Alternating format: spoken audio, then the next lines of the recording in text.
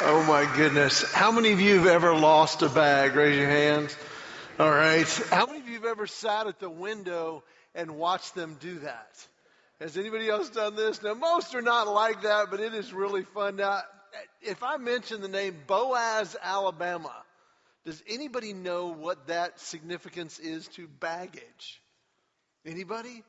Yes. What happens is if a airline loses your bag and then they find it and they've already compensated you, they send your bag to Boaz, Alabama.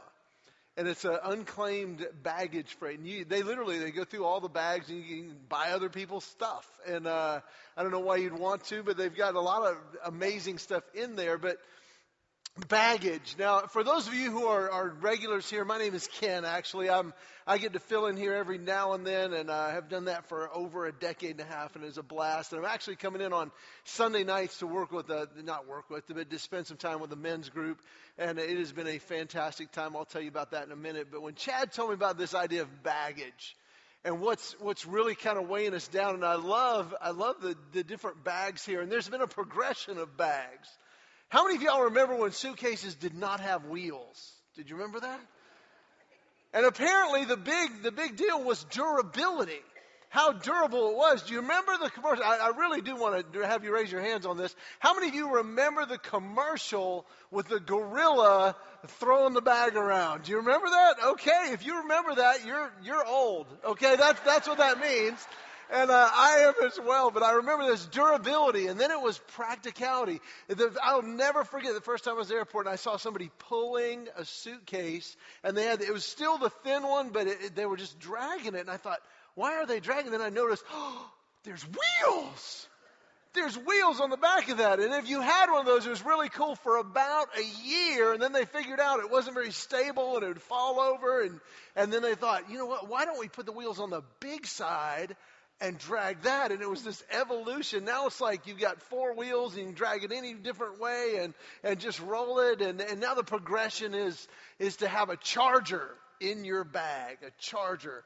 And then they figured out that wasn't legal, so now you can't have a charger in there, but it's this evolution of bags. And I share that with you to just say that life is that same kind of progression in the sense that we can get heavier and heavier and heavier.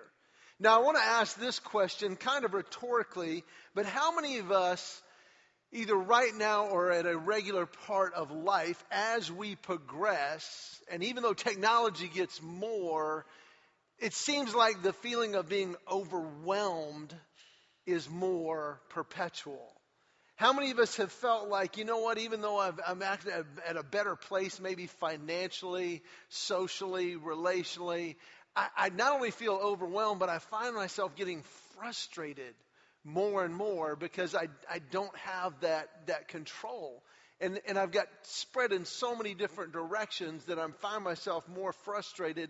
And then probably one of the greatest, especially that starts to set in that progression, although life can get better and all the pieces we thought were going to make us happy and bring us fulfilled, I find myself disappointed that this is it. This is what I was living for, and I hear that over and over. If any of those is true of you, I have good news. The real culprit to this is a piece of luggage or baggage that we're going to look at how to literally get rid of. And that baggage, and I love that they have the different words on here, anxious and bitter and jealous and that, and I find it a bit ironic that today's that piece of luggage is neglect. And if you look up on stage, they neglected to put the baggage of neglect. I just think that's funny. That neglect, well, what am I neglecting? Because I am overwhelmed, I am discouraged, I am disappointed, I am frustrated, and I don't want to be. And if you feel like, okay, wait a minute, I can relate to that, then this morning I want us to look at the two areas, and it's really in the book of James is where we're going to take a look if you have a Bible. They're not going to be on the screen, so if you don't have a Bible, I want to encourage you greatly today, write down a couple of these verses, and I'll give you the ABCs at the end on how to get rid of this baggage of neglect. Because it's really quite simple. And in the book of James, in the first chapter, it really addresses this in the second verse. It says, "Consider it pure joy." Now, how many of us want to live a life with pure joy? Yes, that's me. I'm there. But then it says this, "My brothers, whenever you face trials of many kinds." Now, how many of us have ever put together joy and trials? Wait a minute, that doesn't really make sense. But it goes on. It says, "Because you know that the testing of your faith develops perseverance. Perseverance must finish its work so that I may be mature and complete, not lacking anything." The first neglect that causes this baggage to get heavy is the neglect of a relationship with God Himself. Joy and trials make no sense going together unless or until we realize that this whole life was designed not to do alone. God did not design it to do alone. And there's a misconception within faith that if I grasp faith, if I have faith, then no problems will ever happen. That it's going to be removed and I'll never have to deal with problems. And that is not in the Bible at all. It may be in some other religions, but it's not in the true God religion of Him being a part of us, God coming down. Perseverance and joy only makes sense when God is in the middle of it. And if I've neglected that completely or neglected that ongoing, then I'm gonna have this baggage of neglect get heavier and heavier and heavier. Because Jesus promised, He says, "In this world," let me give you a hint, "you will have trouble." He says, "But be of good cheer. I've overcome the world." And it's when He's in the middle of it that it not only makes sense, but that baggage releases and there's purpose and there's fulfillment in the middle of it. So if I'm experiencing overwhelmed instead of joy, it's probably because I'm neglecting that relationship. Maybe ultimately, and I love this, and you can write this one down if you're one of those who's just kind of seeking, going, okay, this, I'm not sure I understand this completely. In the book of 1 John, it's the one and then John, not the Gospel of John, but 1 John 5, chapter 5, verses 11 through 13, I think it is. It says, "This is the testimony. God has given us eternal life and life abundant. And that life is in His Son, Jesus. He who has the Son has life. He who does not have the Son of God does not have life." And I love what he just puts an exclamation point on it. He says, "I write these things to you who believe in the name of the Son of God, in order that you may know that you have eternal life." And not only eternal life, but Jesus Himself says in John 10:10, the Gospel of John, He says, "I came that you would have life and life to the full." He says, that's why I came. It says in the book of Hebrews, I'm not sure the chapter and verse, he says, "But it's impossible to please and connect with God unless we believe that He exists and that He rewards those who earnestly seek Him."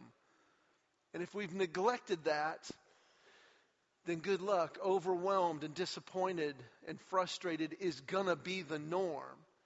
But if I grasp and I say, "Okay, Lord, I want you in the middle of my reality. I want you in the middle of it." I want you to write down, I'm going to read it for you, but write down this psalm. I came across it a couple weeks ago. It's become one of my favorites. Psalm 118. If you're in that frustrated, disappointed, overwhelmed state, this may be a couple verses to memorize. Psalm 118, verses 5 through 7. "In my anguish I cried to the Lord, and He answered by setting me free." When we call on Him, He's like, yes, I'm right here. And it says, "The Lord is with me. I will not be afraid. What can mere man do to me? The Lord is with me. He is my helper. I will look in triumph over my enemies." It's that God with me. Emmanuel, as we sing at Christmas.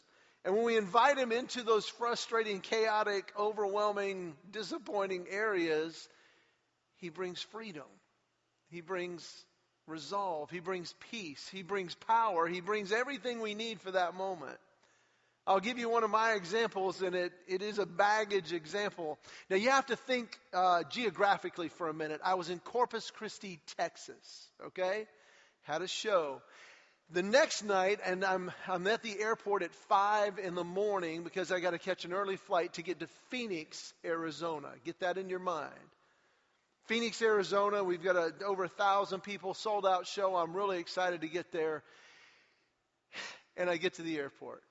And I go to check in. Now, I've got to give you one other detail. That Christmas, I'd asked for, and actually, I don't know if you do this, but at some point when you're married, you're like, hey, I need this, or I really want this. Well, I don't know, where do I get that? And I finally I had it made. And then I wrapped it up and put somebody else's name, to Dad from, and I got what I wanted, which is this perfect piece of luggage. I actually made this piece of luggage. I had it made for me. It was the perfect dimensions to where I could carry some DVDs in the bottom and some promotional materials, then my clothes, then a compartment for dirty clothes. It was amazing. It was military grade material, and yet it would roll, and it was the perfect bag. And this was my first trip to get to use the perfect bag. And I'm like, I love my bag. It's the perfect height. It rolls. It's amazing. And I'm in Corpus Christi, Texas. And I roll my perfect bag up. I'm like, hey, I'm here to check in. And the guy goes checking me. He goes, ooh, wow, sorry. Your flight's been canceled. And I'm like, oh, okay. And he says, but good news. We've rebooked you. Looks like we'll have you there tonight by 9:30. And I said, well, that's not really going to work for me because I got a show at 8 o'clock and I got to be there. There's like tickets and people bought them. And he's like, ooh, that's the best we can do. Now, normally I would have flipped a switch and I would have been the idiot traveler that I've seen. And since I've released myself of that. The guys who walk up the counter and go, do you know who I am? You know, I just want to go, dude, if you got to ask, they don't. You know, they really don't. And it's not their fault. And so I literally, in that moment, a rare occurrence, I said, God, give me wisdom. And he says, that's the best we can do. And I was not mad. I was just like, that's the best you can do? And he says, that's the best we can do. And I said, so what you're telling me is from right now, 5:10 in the morning, and tonight at 9:30, there's only one airplane leaving from this region of the country flying to Phoenix. And he goes, well, of course not. I said, okay, let's start there and work backwards. And I said, why was my flight canceled? And here's the funny part geographically. He says, well, there's a snowstorm in Atlanta. I said, but okay, regionally, let's work backwards from here. Can you just look again, please? I'd really appreciate it. And he's like, well, okay, you're probably not going to want to do this, but I can fly you from Corpus to Houston, Houston to Salt Lake to Phoenix. You got to have 2 layovers, but I can get you there by 4:30. And I'm like, do that? Yes. And I said, do I need to take my bag? He says, no, I'll check it, but you got to run. It's leaving in about 20 minutes. I'm like, I'm running. And he says, I'll get your bag. I'll get it expedited. So I'm running. I get on the flight. I land in Houston. We fly to Salt Lake, and I've got like a 2-hour layover in Salt Lake. I'm like, I even get to eat. I get to be on there in time. I got perspective. I'm like, Lord, thank you. Thank you that this is working out. And then as I'm sitting down to eat in the airport speaker system, it's like, Ken Kington, prepare to gate E18 immediately. And I'm like, did I get the time change wrong? What is that? So I run to E18. I'm like, hey, I'm sorry I'm late. I thought there was a layover. And they're like, well, there is. I'm like, well, I'm flying to Phoenix. They're like, it's not for another hour and a half. And I'm like, well, you called my name. They said, oh, are you Ken? Yes. You need to talk to those guys over there. And I looked expecting to see like policemen or something, but it wasn't. There were these 2 ramp workers. They got the knee pads and the earphones, and they walked, and I said, hey, guys, I'm Ken. And they were like, oh, hey, man, do you want to tell him, or do you want me to tell him? I said, tell me what? And I said, is the flight on time? Like, oh, yeah, the flight's fine. I'm like, okay. And they said, well, I don't know how to tell you this, but your bag, it didn't make it. And I said, you know what? I travel all year. I probably do 100 flights a year. That's not uncommon. Did it not make it from Corpus to Houston or Houston to here? And they said, no, it got here, but it didn't make it.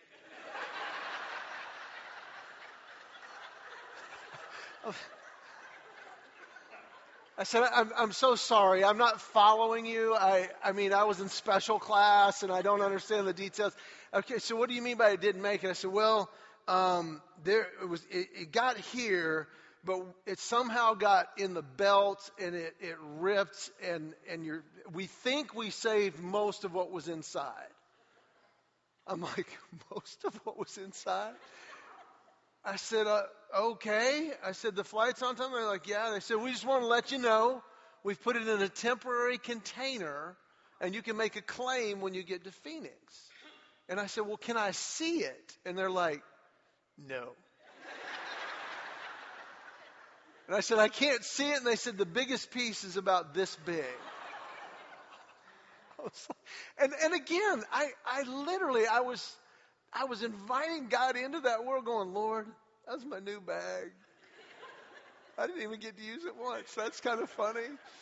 I said, but Lord, I'm like, Lord, thank you. I get to be there on time. And I can go by Walmart. I can get whatever I need. And just thank you. And I just had this, when God is in our reality, He gives perspective and change and whatever. And I'm like, okay. So I get to Phoenix. Now, if you've ever been to Phoenix, it's not like most airports that the luggage comes up and out and up and out. In this particular terminal, it comes down on this belt through the ceiling, down onto the conveyor belt. And I'm waiting there. And it dawns on me. I'm waiting with everybody to get their luggage. It dawns on me, I have no idea what I'm looking for. And I had that thought. And then almost instantly I looked up. And it became painfully obvious what I was looking for. I want you to picture the largest garbage bag you've ever seen. And the reason I know it's mine is because it's clear. Here's my underwear and my shoes. And I'm looking like, you cannot be serious. And I'm not making this up. Two ladies standing next to me waiting for their luggage like, oh, good Lord, who would do that? And I was like...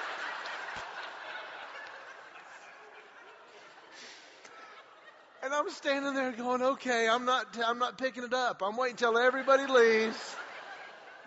And it became hilarious because people were so stunned by this bag. They're getting their luggage and just standing there watching it to see who's picking this up. And finally I had to go. I pick it up and I'm throw it over my shoulder like a hobo Santa Claus. And the ladies are like, oh, good Lord, that's ridiculous. And I'm just like, whatever. And I go into the baggage claim office, and there's a high counter. I put it down. Lady comes from the back. She goes, hi, can I help you? And I said, well, apparently my baggage got destroyed, and they told me to just make a claim here. And she went, destroyed? And I was like, that's what they told me. And she says, well, let me see it. I'll be the judge. And I just put the bag on the counter. And she said, where's your luggage? And I'm like, that's the big question right now. I said, apparently it was shredded. She's like, oh, my word. And it was just one of those where as I got through that, I could go back and think I should have been totally angered and I should have been disappointed and frustrated and overwhelmed and all that. Instead, I literally walked away going, Lord, this is going to be a great story. Thank you for that. And I get to be at the show on time, and it was hilarious because as I pulled out the clothes, I actually took it that night. I took the bag. I said, you don't believe me, here's the bag. Apparently it had shredded it on the tarmac, and they had to go around and pick it up off the tarmac. I had airplane tire marks across my shirts. I mean, you can't buy that. I mean, that's a statement there, but I share all of that to just share that in the midst of trials, count it all joy, brethren, when you encounter trials, knowing that the testing of your faith produces perseverance. And not only produces perseverance, but God is like, I am in the middle of it with you. He says in Isaiah 41:10, do not fear, for I am with you. Do not be dismayed. I'm your God. I will strengthen you. I will help you. And I will uphold you with my righteous right hand. See, if we're carrying the weight of neglect, the weight of neglecting this relationship, and we're carrying overwhelmed, disappointed, frustrated, it's an indicator that we're neglecting letting God in the middle of what we're going through. Whether that's not having Him in our life, but even more probably, regrettably, that we're not actively developing that relationship and taking the time.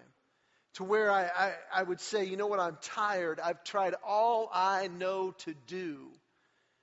That's the indicator that I'm depending and I'm neglecting that relationship.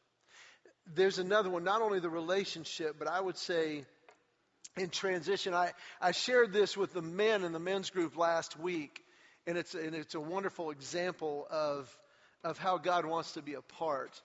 I have a friend, and let me just share this quick aside. Gentlemen, if you, one of the neglects in our life is just developing meaningful friendships, and tonight is the perfect night. We've done 2 weeks on just what can sidetrack us, the idols. But tonight, if you just make one night out of the 6 weeks, tonight would be the night for two reasons. One, we're talking about the battle plan, how to overcome those distractions and that which pulls us away. And it is amazing. And it's a great hour. And tonight also, we're going to have an extended time afterwards. We're going to watch a little bit of the second half of whatever game's on tonight and eat pizza and just have a great time. So if you want to make one just to check it out, tonight's the night to make that. But last week I shared about my friend, Ralph. Ralph, professional golfer, making his way up the ranks. He won the U.S. Public Links. He got to play at the Masters. And he's playing on the mini tour. And he's doing very well, winning tournaments. And it looked like he's going to get his PGA card. And one weekend, this particular tournament, the word on the street was that Jack Nicklaus's son, Jack Nicklaus, for those of you not in golf, the greatest golfer of all time, arguably won more majors than any other player. His son was playing on the mini tour. And the rumor was that the son made the cut, that Jack was going to come caddy for his son. And it was like, wow. And Ralph was in first place at the tournament. Jack's son was in second. They were in the same group. Saturday, he walks up to the tee box. And there's Jack Nicklaus standing by his son's bag. And Ralph said, I don't even know what I did the first 4 holes, because all I could think is, Jack Nicklaus is walking right next to me. He's walking right next to me. And he said it was unbelievable. And he said, I can't. And now my friend Ralph is a total practical joker. He says, I cannot believe I did this. He says, I'm standing there looking at a putt, holding my ball, the marker's on the ground, and I thought my caddy had come by, picked up the ball to clean it, which is normal. He says, until I glanced out of the side, and it was Jack Nicklaus. And Jack had picked up his ball and was cleaning his golf ball. He's like, Jack Nicklaus is cleaning my golf ball. And he said, I couldn't even pay attention. He said, then I can't believe I did this. He said, he walked by, handed me my ball to make my putt. And he got about 2 steps away. He goes, hey, Jack. And he goes, yeah. He says, you missed a spot. And he threw it back. And he said with no emotion, he goes, oh, I'm sorry. And he starts cleaning the ball again. I'm like, he said, I finished my round. I did really well. He says, now, Ken, this is the mini tour. There's not a lot of press. There's not a lot of fans. I'm going to my car.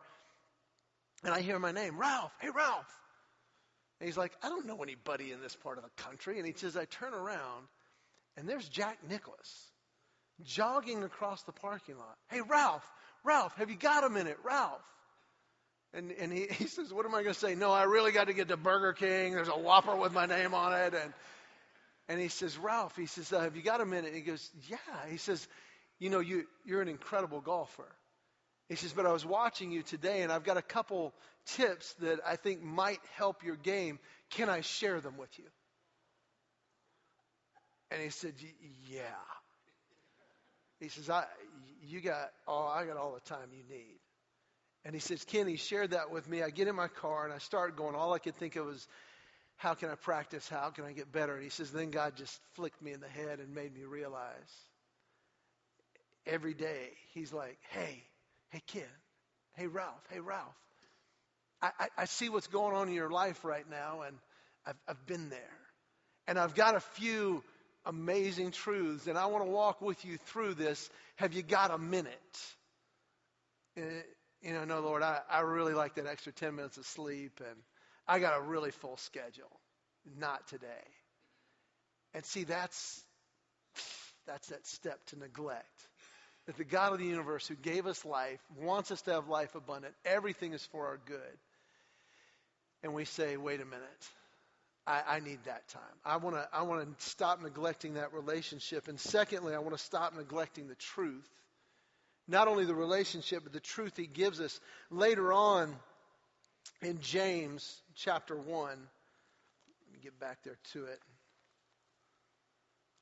I moved the marker. In verse 4, it says perseverance and faith. And he says in verse 5, if any of you lacks wisdom, he should ask of God, who gives generously. And I love the way God gives, without finding fault, and it will be given to you. In verse 22, it says this, do not merely listen to the word and so deceive yourselves. Do what it says. I can tell you that I have neglected in my life on more than one occasion spending that time with the Lord. After 2.5 years ago on my heart surgery, I have not. I'm like, Lord, I'm on bonus time. I want whatever you want. And I've noticed that as I immerse in his word, he changes everything. My whole world changes. And I love the words he uses. He goes on in verse 25. He says, but the man who looks intently into the perfect law that gives freedom and continues to do this, not forgetting what he has heard, but doing it, he will be blessed in whatever he does. If I'm dragging the weight of frustration, if I'm dragging the weight of overwhelm, there's a really good chance I'm neglecting God's truth and not having him in the middle of what I'm doing. And not just knowing the truth. You're here today. Incredible first step. But I hope you're not like I had been too many times where I can sit and agree and go, man, that was good. And by the time I walk out the doors, it is fading. By the time I'm in my car, I've forgotten it. Instead, doing what it says. If I can give this baggage term, I had this corporate event in Nashville, Tennessee, and my day was chaotic, and I'd gotten everything done personally, everything done professionally. I'd gotten prepared. I had packed. I was ready. Got on the road. I'm like, okay, and I'm playing things in my mind. I'm returning phone calls in the car, and I'm getting there. I get to the hotel, and I go to the back of my car. I had packed the perfect bag and left it at home. And I'm like, doesn't do me a whole lot of good there. And fortunately, I can go buy something else, but I just thought that's the perfect example of neglecting God's truth. I read it and go, this is really good, Lord. Thanks for this, but now do I take it with me? Am I really getting the point of it? Am I inviting you to speak into my life during my day? I'll give you one example of where I'm really experiencing this. I'm practicing and letting God in it. I thought after 24 years, man, I would know my wife like, wow, I know everything. There's nothing about her I don't know. I know less about my wife now than I did when I got married. Because she changed. I don't know why she changed. She just did. And it's like trying to nail Jell-O to a wall. It's always moving. And what used to be a joy, like when we first married, we didn't have a choice when we went out for our one time a week to go out to dinner. It was like, where do we have a coupon? That's where we're going. And it was a joy, and we would go, and it was wonderful. And I remembered how excited we were just to be out, and we talked about what we didn't have and what we might have one day, and it was just this natural flow. And that is slipped into now we have means, and and just getting a night out. I should be super thankful that I forgot. I forgot what it was like being a single guy trying to find a girl that might go out with me and have to go through the process. Now I've got this beautiful, wonderful woman. All I got to do is, hey, would you like to? And she says yes every time. And I love that. But then there's the frustration, and the frustration becomes because I'm not letting God in that area of my life. I'm not taking his truth into that world because I can get frustrated. Now, I know you've never had this conversation, and today maybe, but to be in a car and just, so where do you want to eat? I don't know, where do you want to eat? I don't care, what do you feel like? It doesn't matter to me, what do you want? I don't care. Well, you pick. I don't want to pick, you pick. I want to go where you want to go. Doesn't matter to me. How about pizza? I don't want that. I thought you said it didn't matter.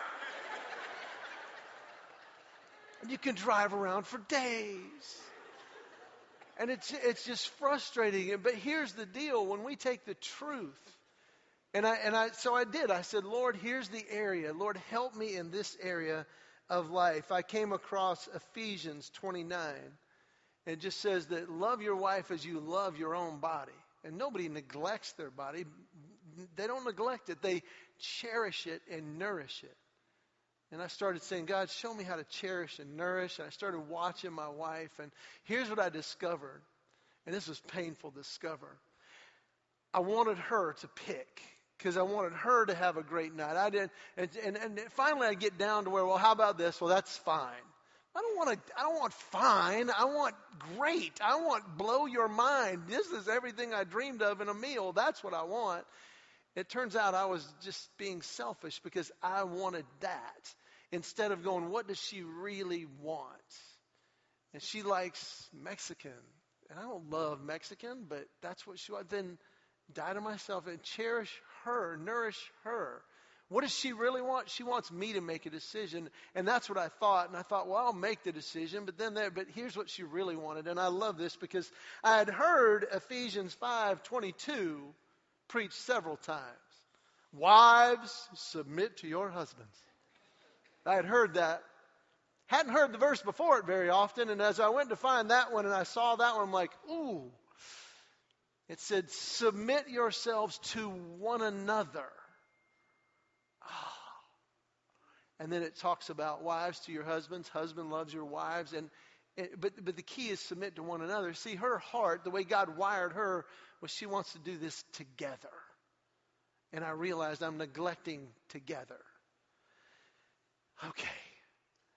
And I started just being a student of my wife. What does she like? What does she love? When we're with the kids, what is her favorite restaurant? I know now. Her favorite restaurant's Five Guys. Never would have picked that for her.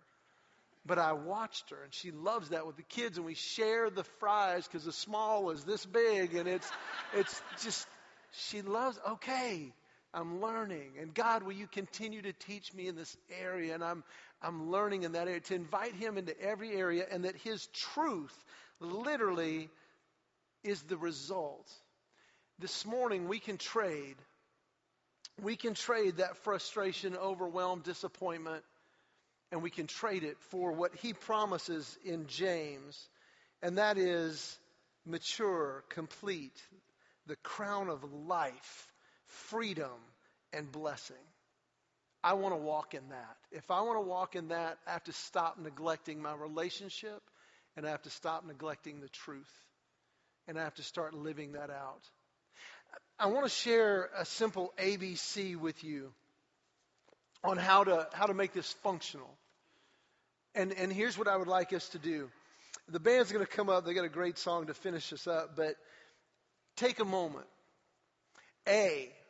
Identify an area that you feel like is frustrating, overwhelmed, or disappointing, which is the neglect area. Just identify one. B, interact with God in that area. Make a simple prayer. Say, God, will you help me in this area? And in that same, the second part of B, this week, if you're like, I don't know where to start, read James chapter 1 every day. And I promise there's going to be a truth or a verse or a part or an idea that comes out of his truth. So I'm relating to him. I'm looking at his truth. Take that truth during the day and just let it wash over you. And then finally, and it's probably one of the most powerful, share your experience. Not when it's done, but in the process.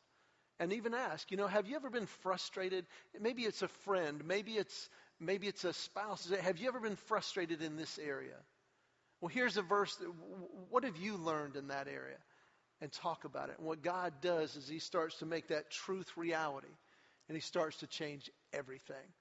And if you listen to the words of these songs, you'll even have a better idea of that. Thanks for letting me share this morning.